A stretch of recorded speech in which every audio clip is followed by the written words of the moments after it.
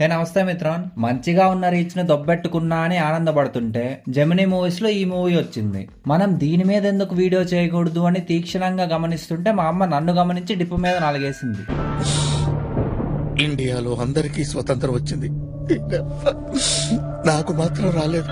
సర్లే, టీవీ లేకుంటే మాకు యూట్యూబ్ లేదా ఏంటి అని సెర్చ్ చేస్తే టాప్ లో 6 పతివ్రతలు రొమాంటిక్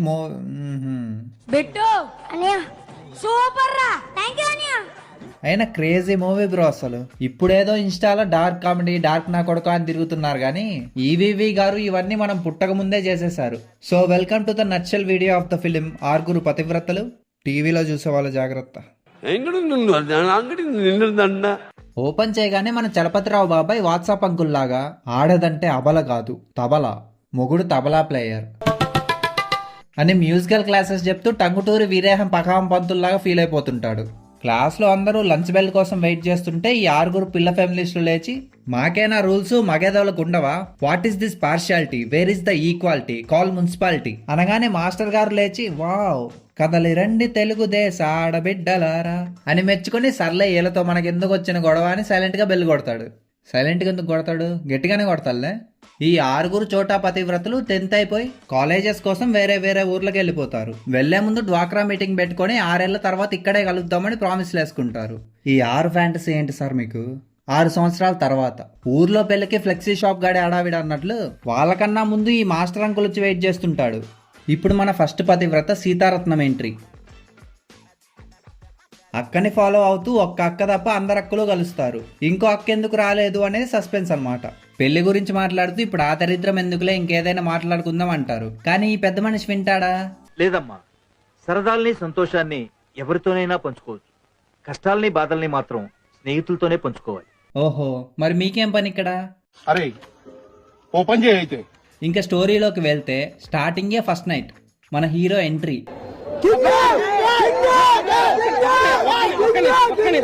అసలే ఫ్యామిలీ ఫ్రెండ్లీ ఛానల్ రా, ఈ సీన్ ఎట్లా చెప్పాలో కూడా అర్థం కావట్లేదు నాకు. వెళ్ళగానే అన్న ఫుల్ ఫ్లట్టింగ్ చేస్తూ, చీర చాలా బాగుంది, ఎంత? 12,000. అమ్మో, ఇంత ఖరీదైన చీర నలిగిపోతే బాగోదు, తీసే. ఆహా రిజ్ రిజ్ గాడ్. ఇంకా లైట్ ఆఫ్ చేసి యుద్ధం స్టార్ట్ చేస్తాడు. కానీ కాసేపటికి కత్తి పదును పెట్టడం మర్చిపోయా అని కూర్చొని ఏడుస్తూ ఉంటాడు. ఏమైందిరా? తెలియటం లేదు, ఏదేదో చేయాలనుకున్నాను కానీ కానీ బై ఛాన్స్ ఆసి ఏమన్నా రిలేటివా బ్రో మీకు? అంటే కొంచెం పోలికలు ఉన్నట్లు అనిపిస్తే. సర్లే, నీకు ఎక్స్పీరియన్స్ లేదుగా, నర్వస్నెస్ అయి ఉంటుంది, రేపు చూసుకుందాంలే అంటుంది. ఇదిగో ముందే చెప్తున్నా, సబ్స్క్రైబ్ చేయకపోతే మీ ఫస్ట్ నైట్ రోజు కూడా ఇదే జరుగుద్ది. నెక్స్ట్ డే ఈ యోధుడు ఇక్కడైనా హ్యూమిలియేషన్ చాలదు అన్నట్లు హనీమూన్ కి తీసుకెళ్తాడు. ఊటీ వెళ్ళినంత మాత్రాన కీ కటానా అవ్వదు అని చెప్పాను అన్నకి ఎవరైనా. అప్పుడు కూడా సేమ్ రిపీట్ అవ్వడంతో ఇది నర్వస్నెస్ కాదు, నరాల వీక్నెస్ అని అర్థమవుతుంది. ఒకసారి డాక్టర్ని కలవండి.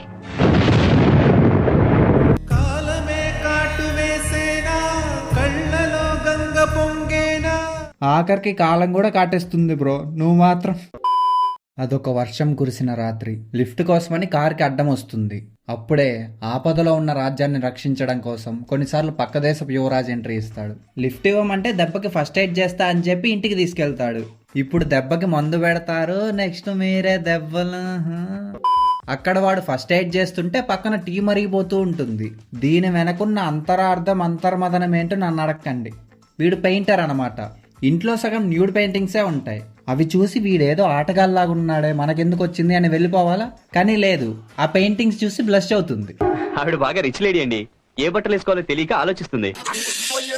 చూస్తూనే కొట్టబోతున్నా నిన్ను. టీ తాగేసి సర్లే నేను వస్తా అని అంబ్రెల్లా తీసుకుని ఇంటికి వెళ్తుంది. తరువాత రోజు మన వీరుడు డాక్టర్ సమరం దగ్గరికి వెళ్ళి వస్తాడు.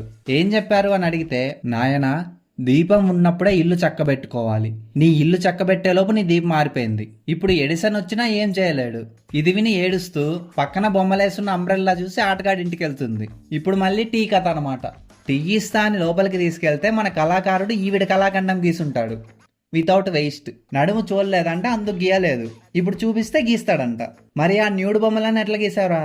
వదిలేస్తే లాస్ట్ సప్పర్లో వైన్ సప్లై చేసింది లియోనార్డో డావిన్సీ అని అలా ఉన్నావు. ఈడు చూడు మామ, యాక్టింగ్ ఇరగమింగేస్తున్నాడు. ఒక పెరాబోలా గీస్తే అయిపోయేదానికి వీడొక గుడ్డి ఆర్కియాలజిస్ట్ అక్కడుంది బ్రైలీలో రాసిన తాళపత్ర గ్రంథం అన్నట్లు తడిమేస్తున్నాడు. ఈవిడేమో దానికి తట్టుకోలేక వెళ్ళి వాణ్ణి తడిమేస్తుంది. ఏదో చేసేద్దాం. ఇంతలో పాత పేపర్ లోడ్ కాలింగ్ బెల్ కొడితే రియాలిటీలోకి వస్తుంది. మళ్ళీ హ్యాండ్ బ్యాగ్ కోసం వచ్చా అని వీడి హ్యాండ్ లోకి వెళ్ళిపోతుంది. కానివ్వండి పని అయిన తర్వాత కామ్గా ఉండొచ్చుగా ఈ కామ్కారుడు. నడుము ఖాళీగా ఉంది కదా అని బటర్ఫ్లై పెయింటింగ్ వేస్తాడు. నీ బ్రష్ కి ఇంకేం పని లేదంట్రా, దొరికిన ప్రతి చోట రంగులేస్తున్నావు. బొమ్మని ఇలాగే చాలా అందంగా ఉంది. ఎవరైనా వేశారా, నువ్వే వేసుకున్నావా? నువ్వెలానో వేయట్లే కదన్నా. పురుగులు పట్టి చేస్తావురా నా కొడక. వీళ్ళ ఆయన ఆఫీస్కి వెళ్ళగానే వీడు ఎంట్రీ ఇస్తాడు. తెల్లారిపోయి ఈవినింగ్ వీరుడు కూడా ఇంటికి వస్తాడు. బాత్రూంలోకి వెళ్ళి చూస్తే వీడుంటాడు ప్లంబర్ గెటప్ లో. అసలు ఎవడరా జానీ సీన్స్. అమ్మా ఈ డబ్బులు ఇప్పించడమ్మా. తీసుకో. వస్తానండే. పాపం రే, వాళ్ళ ఆవిడ దగ్గరికి వెళ్ళి వాడితోనే డబ్బులు ఇప్పించుకుంటున్నావు. ఇంకా ఘోరం ఏంటంటే వాడి బర్త్డే కోసం వాళ్ళ ఆయన తీసిచ్చిన డ్రెస్ వేసుకొని వాళ్ళ ఆయన ఇచ్చిన గిఫ్టే తీసుకుని వెళ్తుంది. నేను అప్పుడే చెప్పానా నీకు ఈ డ్రెస్ చాలా బాగుంటుందని? ఎవరైనా సరే నేను ఈ డ్రెస్ లో చూసారంటే పిచ్చెక్కిపోవాల్సిందే.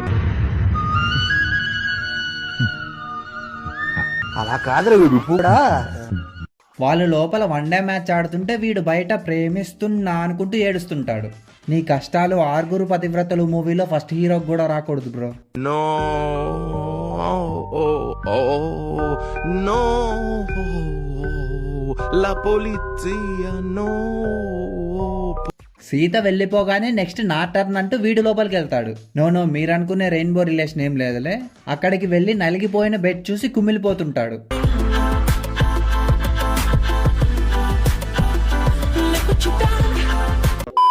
ఈ పెయింటర్ గాడేమో డైరెక్ట్ లేపేద్దామని ఫిక్స్ అయిపోయి నైఫ్ బ్యాక్ లో పెట్టుకుంటాడు. మాకు పెళ్ళి సంవత్సరం అయింది. సీతకు పెళ్ళయిందన్న విషయం నాకు ముందు తెలీదు. దొంగ నా కొడకారే, కాలుకున్న దెబ్బ చూసావు, పెయింటింగ్ వేస్తా నడుము నలిపేశావు, మెడలో ఉన్న తాళి కనపడలేదంటరా నీకు? ఇది 2004లో మూవీ అయినా కూడా ఈ హస్బెండ్ క్యారెక్టర్ ఆలోచనలు మాత్రం ద్వాపర యుగంలో ఉన్నాయి. డివోర్స్ తీసుకుంటే వీడి ప్రాబ్లం అందరికీ తెలిసి పరువు పోతుంది అని ముగ్గురం ఒకే ఇంట్లో కలిసి ఉందాం అంటాడు. ఒకటే మార్గం, నీకు సీత కావాలి, నాకు సీత కావాలి, తనకి మన ఇద్దరం కావాలి. జీవితాంతో మన ముగ్గురం కలిసి ఎందుకు ఉండకూడదు? వాడు నీవు వాడు ముగ్గురు కలిసి హుసేన్ సాగర్ పోయి దుంకుండ్రి. ఇదిగో చూడు భయ్య, నువ్వెంత ప్రోగ్రెసివ్ ఓకక్ అయినా కూడా ఈ కాలం బాలేదు. లవర్ల కోసం మొగుళ్ళని వేసేస్తున్నారు. ఎలానో వీళ్ళకి ముందు పరిచయం లేదు కాబట్టి సరిపోయింది. లేకుంటే నీకు హనీమూన్ లోనే ఫీల్డింగ్ సెట్ చేసేవాళ్ళు. అసలే ఆ దొంగనా కొడుకు బ్యాక్ లో కత్తి పెట్టుకుని తిరుగుతున్నాడు. ఈ స్టోరీ మొత్తం విని ఈ మిత్రులతో సహా మాస్టర్ గారు కూడా మెచ్చుకొని ఎంకరేజ్ చేస్తారు. ముగ్గుడు చేతగాని మగాడైతే ఈవిడ్నే ఆదర్శంగా తీసుకోవాలి. పాఠాలు చెప్పాల్సిన ఏం పనులు నువ్వు చేసేది? పాపం రా, వాడి ప్రాబ్లం గురించి బయట తెలియద్దు అని ఇద్దరికి ఇంట్లోనే కాపురం పెట్టిస్తే ఈవిడ మాత్రం ఇక్కడ స్టోరీ మొత్తం నాన్ లీనియర్ స్క్రీన్ ప్లే వేసి మరీ చూపిస్తుంది. అయిపోయింది, ఆడి బతుకి ఏదో ఒక రోజు లేపేసి కుక్కర్ లో పప్పన్నం పెడతారు. ఇప్పుడు సూపర్ 6 లో సెకండ్ స్టోరీ అన్నమాట. అక్క బస్సులో టికెట్ పోగొట్టుకుంటే బావ తన టికెట్ సాక్రిఫైస్ చేసి 500 బొక్కెట్టుకుంటాడు. ఇంకో రోజు ఒక నత్తావిడొచ్చి మద్దలపాలెంకి ఏ బస్సు ఎక్కాలి అంటే మనోడు అయితే వెళ్ళి మా అమ్మ మద్దలపాలెం బస్సు ఎక్కండి అంటాడు. వీడికి కూడా నత్తే అనమాట. కానీ ఆవిడని ఎగతాళి చేస్తున్నాడేమో అనుకొని చుట్టూ ఉన్న స్త్రీవాదులు ఎంత చెప్పినా వినకుండా చితకొడతారు. అంతే బ్రో, ముళ్ళు వెళ్ళి ఆకు మీద పడ్డా, ఆకు వెళ్ళి ముళ్ళు మీద పడ్డా విరిగేది ముళ్ళే. అలా కొడుతుంటే సెకండ్ హీరోయిన్ వచ్చి సేవ్ చేస్తుంది అనమాట. కొన్ని డేస్ తర్వాత ఆవిడ పెళ్లి జరుగుతుంటే వీడిని ఎవరో తరుముతున్నారు అని డైరెక్ట్ పెళ్లి కూతురు రూమ్ లోకి దూరిపోతాడు. వాడిని ఎందుకు తరుముతున్నారు అని మాత్రం నన్ను అడగండి. ఆవిడెవరో టైం ఎంత అయిందని అడిగింది. 10 అయింది. నోట్తో చెప్తే ఏమైనా ప్రాబ్లం అవుతుందని చేత్తో ఇలా అన్నా అంతే. వీళ్ళ డంషరాట్స్ అన్ని పెళ్లి కొడుకు చూసి పెళ్లి క్యాన్సిల్ చేసుకుంటాడు అనుకుంటే 2 లక్షలు కట్నం ఎక్కువ ఇవ్వండి అప్పుడు పెళ్లి చేసుకుంటా అంటాడు. డౌరీ కాదరా బట్టా, నీకు శారీతో ఊరేసి చంపాలి అని గ్రూమ్ గాన్ని గూబ పగలగొట్టి పంపించేస్తుంది. ఇంకా దొరికిందే సందు అనుకుని వీడు పెళ్లి చేసుకుని ఇంటికి తీసుకెళ్తాడు. అక్కడేమో ఆంటీ గారు కొడుకుని 15 లక్షలకి బేరం పెడుతుంటే వీళ్ళేమో మెడలో దండలేసుకుని ఎంట్రీ ఇస్తారు. బొత్తిగా బిజినెస్ మైండ్ సెట్ లేకుండా పోతుంది ఈ కాలం పిల్లలకి. అది చూసి ఏమే మాయదారి మైసమ్మ, నా కొడుక్కి ₹1 కోటి కట్నం ఇచ్చే వాళ్ళుంటే నువ్వు ఫ్రీగా చేసుకుంటావా? నీ కొడుక్కి కట్నం కావాలి అంటే నీ కొడుకు అలా గొడవ వేసుకుని అత్తగారి ఇంటి బయటికి దారేది అని వెళ్ళిపోతారు. వీళ్ళు రెంట్కి దిగిన ఇంటి ఓనర్ గాడేమో నెత్తికి నూనె పెట్టుకుని ఈవిడికి నూనె రాయాలి అని ట్రై చేస్తుంటాడు. మొగుడు సంపాదిస్తేనే ఏ పిల్లమైనా బుద్ధిగా ఉంటుంది, లేకపోతే చేతగాని వాడని చెప్పి ఎవరితోనో లేచిపోతుంది. మీ ఆవిడ అందుకే లేచిపోయిందా అండి? ఇలా మోటివేషన్ ఇచ్చి మొగుడిని నైట్ డ్యూటీకి పంపి వీడియో డ్యూటీ ఎక్కుదాం అనుకుంటే నాకు కొంచెం టైం కావాలి అని చెప్తుంది. ఇదేంట్రా లస్ట్ స్టోరీస్ 90s వర్షన్ అనుకుంటున్నారేమో, అక్కడే మీరు పప్పులో అరికాలేశారు. అదే day night business women entry ఇస్తే ఆవిడ స్లీపింగ్ పిల్స్ ఇచ్చి వీడిని ఫుల్ తాగించి ఇద్దరిని ఒకే రూమ్ లోకి దోస్తుంది. ఇంకేముంది, తెల్లార్లు. చింత చెట్టు కాడ ఉన్న చింతామణి నీకు చింతకాయ చింతామణి. కొన్ని మంత్స్ అయ్యేసరికి హీరోయిన్ కన్నా ముందు ఈవిడ ప్రెగ్నెంట్ అవుతుంది. బహుశా ముసలోళ్ళకి దసరా పండగ అంటే ఇదేనేమో.